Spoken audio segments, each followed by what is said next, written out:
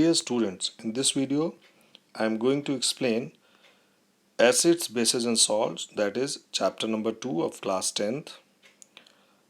This is part number 1 that I'll explain acid, part 2 reactions of acid, then bases, reaction of bases, then salts and their compounds with their uses and important questions. Thus we'll start this topic acid. Acids are compounds which give hydrogen ion when it is dissolved in water, or it also gives hydronium ion, that is H3O plus ions. We have few examples of acids also: HCl, H2SO4, HNO3 respectively, that is hydrochloric acid, sulfuric acid and nitric acids. So acids are basically categorized on different bases, like either they can be strong or weak. How are they strong and weak? Strong acids are the acids which are fully ionized when dissolved in water. Means if we dissolve HCl in water, it will be dissociates into H plus ion and Cl minus completely. Like sulfuric acid, it will be dissociate itself into 2H plus ion and SO4 2 minus ion completely. This will be called as strong acid. Whereas few acids like carbonic acid, phosphoric acid, acetic acid that we used as vinegar also, these are when dissolved in water, they are partially ionized. Means it is not completely dissociated into ionic forms.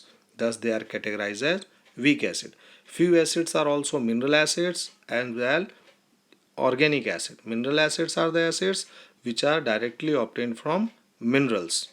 They are basically strong acids, whereas organic acids are the acids which are derived from plants. Thus they are basically weak acids, and we can easily eat those type of acids like citrus fruits we eat, that are organic acids. They can also be categorized as concentrated and dilute acids. Concentrated acids are the acids which have huge amount of acid into it and less amount of water into it. Like if I take example, concentrated HCl means large amount of HCl and less amount of water.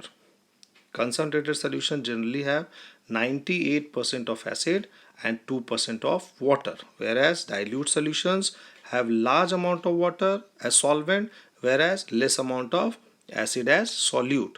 Like if I take example HCl, dilute HCl will have less amount of HCl, whereas more amount of water into it. That means it has 90% water and 10% acid. Thus they are known as dilute solutions. You can say dilute acids. Concentrated solutions are basically dehydrating agent. If it will fall on our body organs, body parts, it will dehydrate the water present in the body and we cause a very powerful severe injury. Thus we should be very careful while handling concentrated acids. We'll continue. Then how can we dilute acids? Like concentrated acids are very dangerous, so we have to use dilute acids. How can we dilute it? Concentrated acid when mixed with water, this reaction is highly exothermic, which is very dangerous reaction. What happens when we put water into an acid? It causes a reaction which releases huge amount of heat, which may cause burning sensation or it may cause injury to our body. Thus, what is the correct way to diluting an acid? We should take large amount of water, then we should mix drop by drop acid into it.